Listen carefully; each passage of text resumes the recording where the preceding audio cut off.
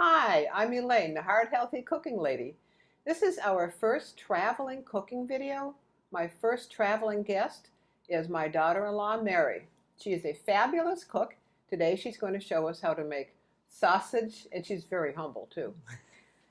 She's going to show us how to make sausage calzone and steak calzone. The reason we're doing this is even though they might not be the most heart-healthy foods in the world, just like I did with the cheeseburger, if you really need to have something kind of decadent like a calzone, you might as well make it yourself at home because it's going to have fresher ingredients. It won't have the um, preservatives that you might get if you bought them frozen in a restaurant. Who knows what's going into them? So anyway, Mary is going to show us how to make a sausage calzone and a steak calzone. And before that, she's going to show us how to make chipotle mayo because that is used in one of the calzones. Okay, so the mayo is actually very simple. It is just mayonnaise. How much do you think you're going to put in there? That looks like about 3/4 of a cup or a cup. Yeah, probably. Between the four of them, I'm just going to make it all so I have some left over. Because Mike likes it too. Put some other things. Okay, so we put about a cup of mayo, and you can find these in the Spanish section in your supermarket. So these what are they? Chipotle peppers in adobo sauce. And they're very spicy. The sauce is very, very spicy. So I deal with these like you would deal with a jalapeno, where you might want to wear gloves. Don't wipe your eye. Really don't wipe your eye. And I usually I like these on the spicy side, so I just use 2 whole peppers. Just take a look, make sure there aren't any stems on them. These don't have any stems on them, so I can just pop them right in. And I use just a little bit of the sauce. Maybe just like a teaspoon of the sauce in there. You can do this in a blender or a food processor. I have a stick blender that I'm very fond of, so I use the stick blender. Pardon me, I'm just going to... That's okay. Okay. Here, I'm going to put this around. Sorry. That's fine. Okay.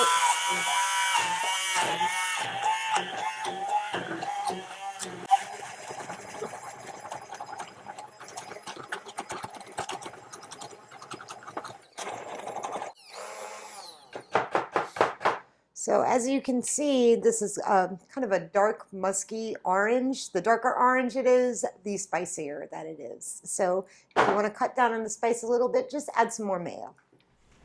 Okay, so when you made the mayo, you used the fully fatted mayonnaise? Yes, I just use regular mayonnaise. So if you really wanted to, when you were looking to cut down on fat, you could use a low fat or non-fat. And I imagine that the chipotle would kind of cover up the fact that it wasn't fully fatted. That's entirely possible. I would try it that way, yeah. Oh, that's pretty cool. Okay, so now we are going to make, well, I should say, you are going to make the calzone while I sit here and watch you in rapture. So I'm really looking forward to some good lunch today. All right, well, so the first thing we do is cook the filling. Now we're going to make 2 kinds of calzones today. We're going to make a spicy Italian sausage calzone, and we're going to make a steak calzone. I like to cook the vegetables in with the onions and the peppers in with both the meats so they get the flavor of that particular meat as they cook. Pop that in the back. And the hot sausage, I don't season it because I don't need to. It's spicy sausage. But the steak I season with adobo, which is a delicious Spanish spice. It's garlic, pepper, some oregano, and turmeric in it. what kind of steak was it that you used? I used shaved steak. Let me just break this up. Steak does not take long to cook. Sausage does. That. Nice and even.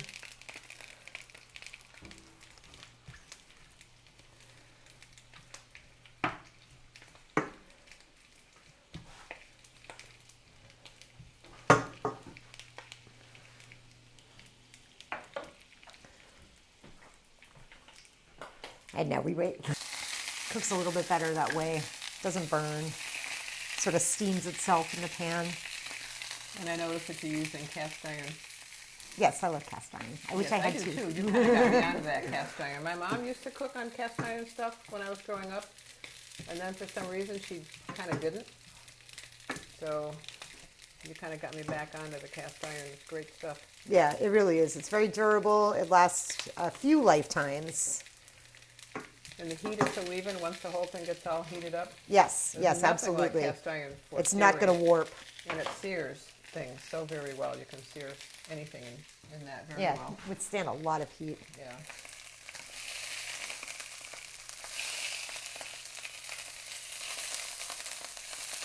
Looking good.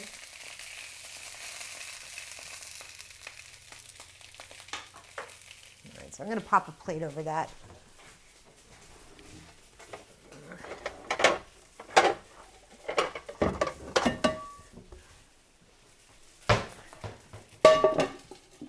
Let those cook away. Shake to see where they're at. They're looking pretty good.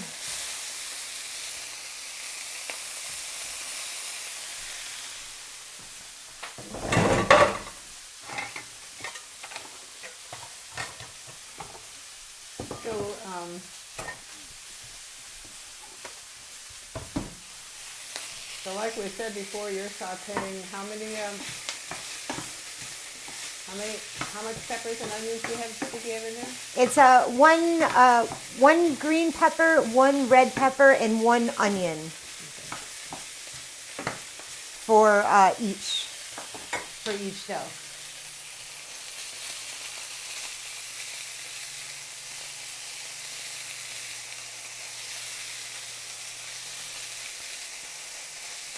And so what are you doing there? I am tossing in the onions, the thin sliced onions, and some red and green peppers in with the cooking sausage.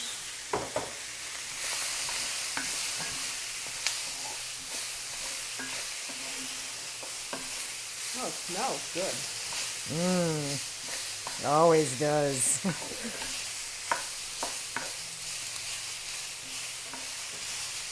So I like these to get some nice spicy sausage flavor on the vegetables. And with the beef, after I cook the steak, I drain the pan, but I left a little bit in there just to give these sausage and peppers a little, onions and peppers a little bit of beef flavor. And now I'm just sauteing them in olive oil and a little bit of beef juice. And I like to get a nice sear on these. I don't want floppy, soft vegetables inside the calzone. I kind of want them a little bit crunchy and a little bit burnt on the outside. I'm going to crank this up to medium-high.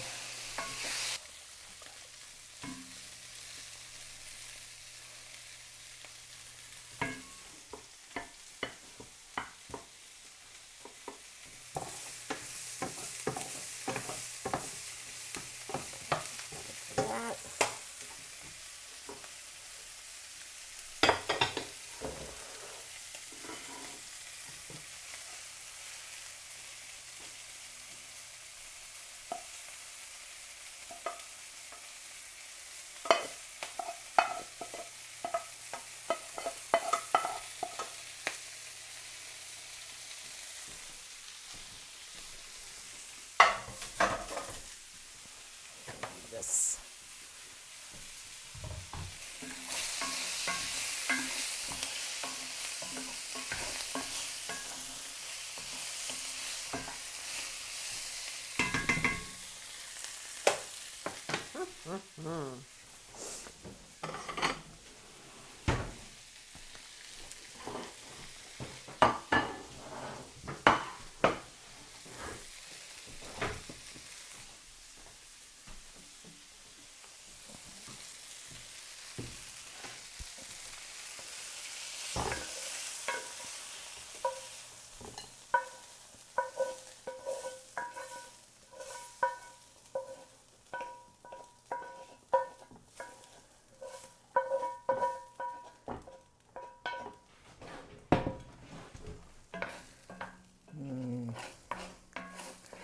crunchy burnt onions. Oh God, there's nothing better. So what are you going to show us how to do now? Well, next I am going to slice up the sausage. A cooked sausage, and if it's not cooked all the way, don't worry about it because it'll cook the rest of the way inside the calzone. So I'm just going to slice these guys up.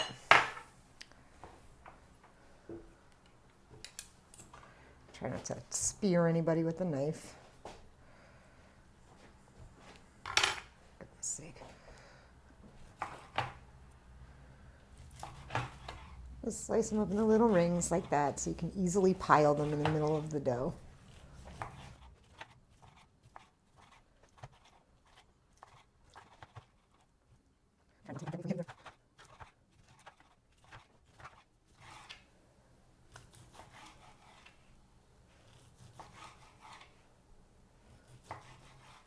Okay, there we go. All right, now I'm going to wash my hands and I'm going to start stretching the dough. I like to stretch the dough. You don't have to stretch the dough. You can put some flour down, use a rolling pin, and roll it out because it can be a little bit difficult to do it without holes. I use a medium grade cornmeal, not the powdery fine stuff, not the super coarse chunky stuff either. But if you can't find anything in the middle, the coarse stuff should do you fine. So I put a pile. Probably that should be enough for that size dough. You can always add more if you need it. Cornmeal is there to help the dough move on the surface that you're stretching it on. The dough sticks and you're pushing it to stretch it out, it's just going to rip. So more cornmeal, always better than less cornmeal. I'm using a refrigerated supermarket dough. Honestly, like as far as pizza dough goes, I think it's more in the way that you prepare it than in the way that it's created, if you know what I mean. You don't. So, got the dough ball here. I'm just skating it around in the cornmeal. Okay, I'm going to flip it over, put some more cornmeal on it. So you see that it's covered on both sides and it's moving easily on the table. Okay, a lot of bubbles on it. That's okay. I'm going to just kind of press down at the edges with your hands to maybe push some of the bubbles out. Okay, now the thing about pizza dough, you always want to stretch it from the very, very edge. You actually want to keep your fingertips off of it and stretch it. We're using the pressure from right above your knuckle here, so your hands are like this. If you stretch it from the edges, you'll get a nice, smooth, even dough. If you try pushing it from the middle or an inch in like that, you're going to end up with a very thin ring, thick crust, like thick bubbly crust, and an uneven center, and you don't want that. You want a nice, smooth, flat dough. Okay, so let's see how I do getting this smooth and flat. All right, so as you can see, I'm just pushing. I'm using one hand, fingertips again. Notice that my fingertips are not even on the dough itself. I'm pushing with one hand and guiding the dough with my other, like that. You just push it around in a circle, always just using the edge, and you'll see how it's flattening and leaving a little bit of a mound in the middle. Now this commercial dough, the supermarket dough, doesn't stretch very far, so you don't want to get too carried away. It's not going to get super big. So really when you're at about that spot, see, it's almost nice and flat. You're going to have a little mound here. You can use both your hands and just push it lightly to smooth the whole dough to the same flat consistency. So then it'll look like this. You're not making a pizza, so if there's bubbles in it, you can pinch them out, or I wouldn't really worry about it. That explains why one time, I have to tell you, Mary is a professional cook, so she makes it look really simple. And then I went home after one time years ago when she was stretching stuff, and I did everything that she said not to do. And I said, oh crap, because I had the holes, I was a mess. And then I just went out and bought a pizza shell. But I have to go home and try this now with the way that you said to do it, because you didn't show me. You just said, "Oh yeah, you just stretch the dough," and I thought, "Oh, okay." It's because I've done so many of them. Stretch Just the stretch dough it. out, you know. And I did everything wrong. So no, that's great. Okay. Yep. Always from the very edge. Always use this part of your fingers. Never put too much pressure on it. Very lightly. Light push, light guide with your other hand. I do it weird. I don't know why I stretch dough with my left hand. I'm right-handed. It doesn't really make a lot of sense, but that's how I do it. Most people would probably do it like this if you're right-handed. Okay, so that is one dough. Oh, and one thing about the temperature of the dough, too. If you're using dough that's already defrosted, I would leave it out at room temperature for an hour or so, because cold dough is much harder to stretch and it's easier to tear. But you also don't want the dough too warm, because then it's going to be too elastic, it's going to be soupy, and it's going to be equally hard to stretch it. So, a nice, firm room temperature, not too gloppy, not too cold. You should be all right. Okay. I'm just going to move this because I'm going to do this second. So you get to watch me do this again. All right, just put a little bit more in there. And push this all the way over. Okay, there we go. Band-Aid's coming off. I don't even know how I did that to my hands.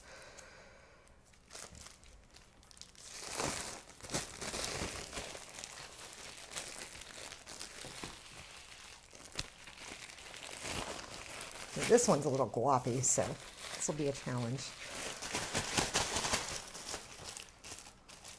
Oh yeah. See how it's like, oh, I love you, bag. I don't want to get out of the bag. What's happening to me? I'm just going to reshape it a little bit because it got sort of a not a desirable shape when I pulled it out. Okay, I'm just making sure that there's cornmeal all over it so it doesn't stick. Didn't quite get the whole thing the first time. All right, there we go. So that's moving easily. You see how it's an odd shape, so I'm going to kind of try to push it back into a circle shape so I don't get like a lopsided polygon. Okay, all right, so again, see where my fingers are. Another thing about stretching the dough from the very edge too, all the bubbles that are in the middle, you eventually end up pushing them out because the dough is pulling itself from the center and the air bubbles are coming with it. So this one's a little bit gloppier than this one, so I didn't need to stretch it too much. If I had overstretched it, I would have ended up tearing it. I'm just pushing down to push out some of these air bubbles. Okay, all right, and that's about as big as that one's gonna get. Okay, so now I've got two doughs. Okay, they don't need to be perfectly round because you're gonna cut them into quarters anyway. Okay.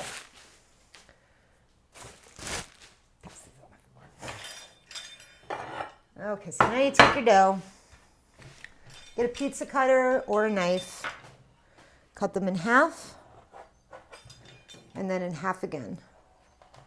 So you have 4 triangles. Half and half again. Okay, and just give them a little push so make sure they're not getting stuck to the tabletop. Okay, now the order, there's cheese on me. The order of the ingredients inside the calzone is crucial because you do not want a soggy dough. And when you're loading this with 3 or 4 things, you can end up, you don't want the bottom coming off. So the first thing I do is I use some mozzarella cheese and put probably just about that much onto the bottom of the dough. And that just creates a seal between the rest of your ingredients and the dough that will keep it from getting soggy at the bottom. And also cheese, it's a really good tasty thing. So this has a dual purpose. So it doesn't have to be a ton, just enough to create like a little floor for your ingredients, put it that way. It looks like from your the bunch of it that you're taking it out, it looks like about a quarter of a cup. Ah, okay. That's what I would estimate it at. You're going to have to adjust the calories. Oh, yeah. Now that I'm actually making Yeah. them. This is the healthy cooking departure. Yeah. Okay, so we have our cheese down. Okay, now you want to add your protein. In this case, some of these are going to be sausage, so you don't want to use too much of anything. So you're not going to use all that sausage? Oh, goodness, no. Okay. No. So I'm probably going to use the equivalent of a little less than one whole sausage on each calzone.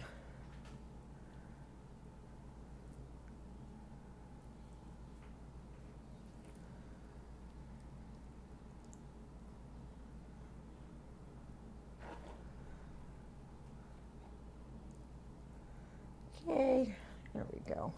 That one looks a little stingy. There we go. So about that much. And these guys get some steak.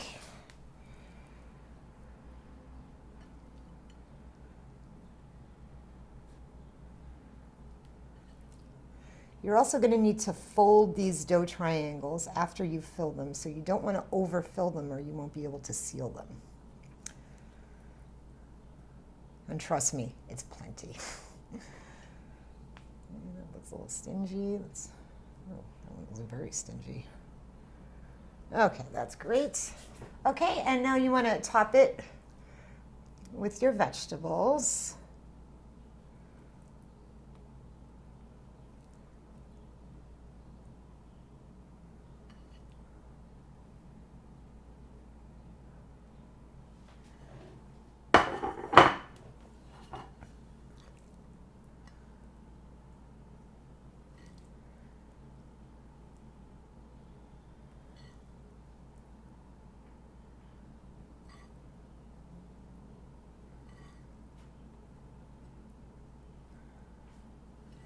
You might end up with one heck of a greasy hand.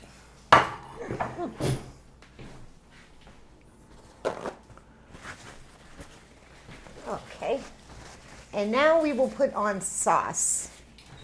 And please note that the sauce is almost near the top of the calzone, so it's not going to sink down through the cheese and make the dough soggy while it's baking.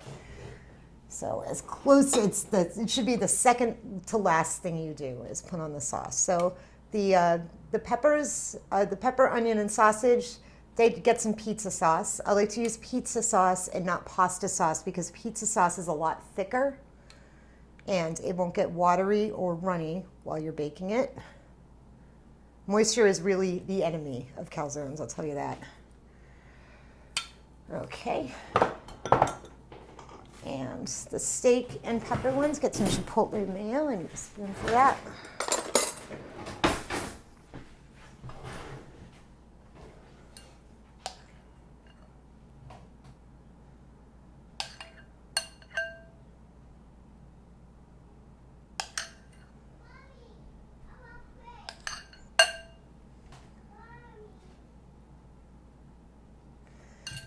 Okay. All right, and now we're going to top them with cheese. You can use more mozzarella cheese. I like to put provolone cheese, or I like to use provolone or Swiss for the steak, and provolone or mozzarella for the sausage. And you just need like one whole piece of cheese, and you just put it in half like that.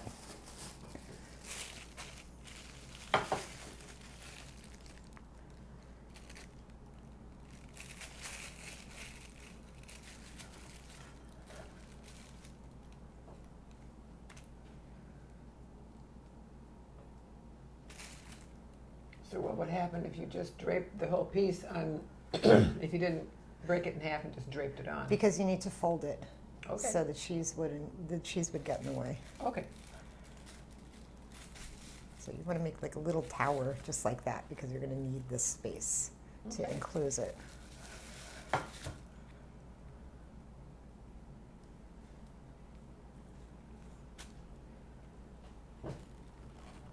I like to use sharp provolone. I bought mild provolone by accident. Oh well. We just won't be able to eat any of these, you know. Oh yeah, I guess we're gonna have to just throw these right in the trash. Yeah. Okay, all right, there we go. Now, we've got to close these up tight.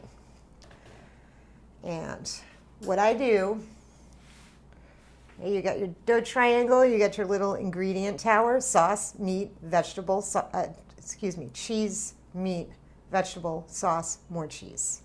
Okay, you're going to take the two long ends, cross them over the middle like that, make a little hug, or an envelope. I like the hug idea. Yes, or the hug. Yeah. And take this top part that's in the triangle here. Okay, you're going to pull that over like that and bring this flat part up to meet it. So you're going to pinch it together and create a seam just like that. Okay, pinch these sides closed. Pinch these sides closed. And you'll have a little tongue here, a little bit of extra dough. So if it turns out that your dough stretching didn't come out so great, and maybe you got a couple of holes that you need to patch, you can use that little extra piece right there. Cool. Okay, and I'm just pinching it closed, pinching it really tight. I'm gonna flip it, make sure there's no holes or anything in it. Nope, that is good to go. I'm just gonna repeat. Over. Together. Pinch the seam. Pinch these sides. It looks like it's going to come out. There we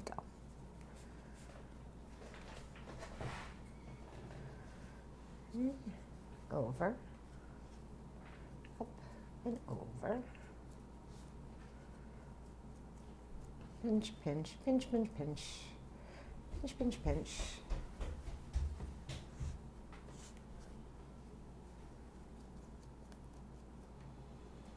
Pinch, pinch, pinch, pinch, pinch. Okay, so those are your sausage. Here are the steaks. What happened, sweetheart? All right, so we're going to fold, pull, and pinch. Oh, I get to pinch this one all the way. When you make these at work, how many do you think you make? Oh, I make 5 doughs, so 20. Usually.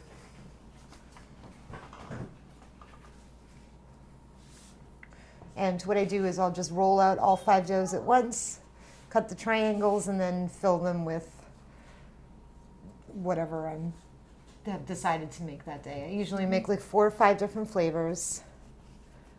And I like to make I'm cooking for high school kids, so they like a barbecue bacon cheeseburger. They like a steak with a terrible nacho cheese sauce. Sure, okay. I'll keep making them if you eat them. I make them chicken bacon ranch. I make them barbecue chicken. I make them chicken parm. And buffalo chicken, and sometimes, things like honey mustard bacon chicken, and whatever leftovers we might have from the day before, I'll roll those into a calzone as well. And I did adjust for the extra cheese because we thought at the beginning it was like a couple tablespoons of the mozzarella, but I think it was more than that. Well, it's the sausage calzone has 735 calories in it, which is really, Tom and I were talking about this, if you went to an Italian restaurant, it would probably be more because they'd be shoving other things into it. Who knows what kind of oil they'd be using. Yes, that's very true. So, and the steak calzone has 802. That's why that one's my favorite. And if you really are concerned with calorie intake that day, you could always calorie bank. Have a lighter breakfast. You could have a lighter breakfast, lunch, and then also have this for dinner, and then go out for a walk afterwards. You can use chicken sausage in these too. You don't have to make these with chipotle mayo, that's for sure. Oh, but why bother? Oh yeah, exactly. Chipotle mayo's wonderful.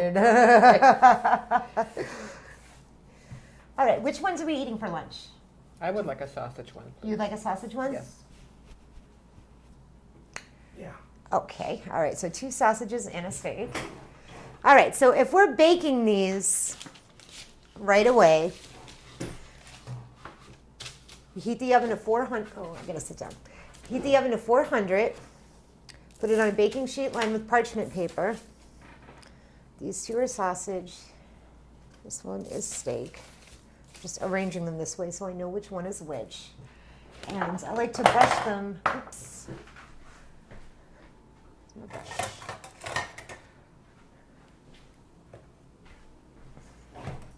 So why do you use the parchment paper rather than oiling or greasing the pan? Because they don't stick. They don't. And it It wouldn't. just comes out better. I'm just okay. I was just curious if there's a reason why, and also some. No, you could oil the I- pan if you didn't have parchment paper. But I can just find don't like them to parchment get paper anywhere. super greasy and soggy, Yeah, which that's it might true. happen. That's true. So I like to brush the tops with some olive oil.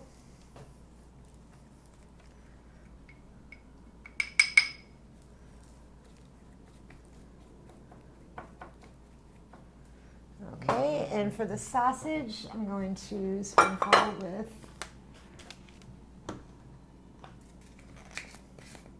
a little bit of garlic powder.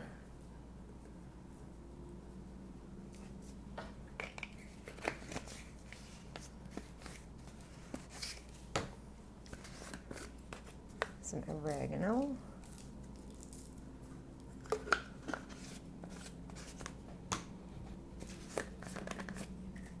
Oh. Almost got a big pile of basil on that. And some basil. Just to give that dough some flavor and a little bit of richness. And for the steak, I like to put either some chili powder or some more adobo, because I'm a big fan of adobo. You just got to be careful with it because you can't really see it. It's yellow, so too much adobo can be a bad thing. And I've mentioned in another cooking video in which I used adobo, you can find if you're really interested in not having any more sodium than you absolutely need to, then you can use salt. You can use sodium-free adobo seasoning, which you can get from Penzeys. There might be sodium-free adobo other places as well.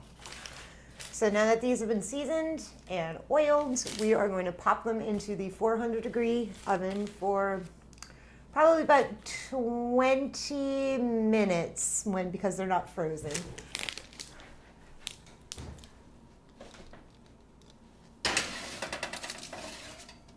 Okay. Now the rest of these we are going to freeze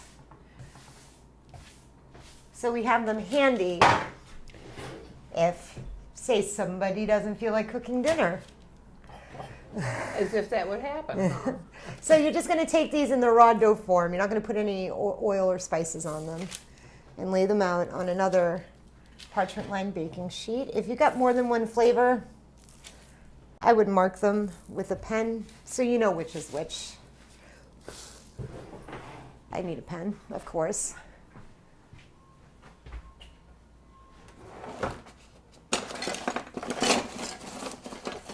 Oh, I have one right here.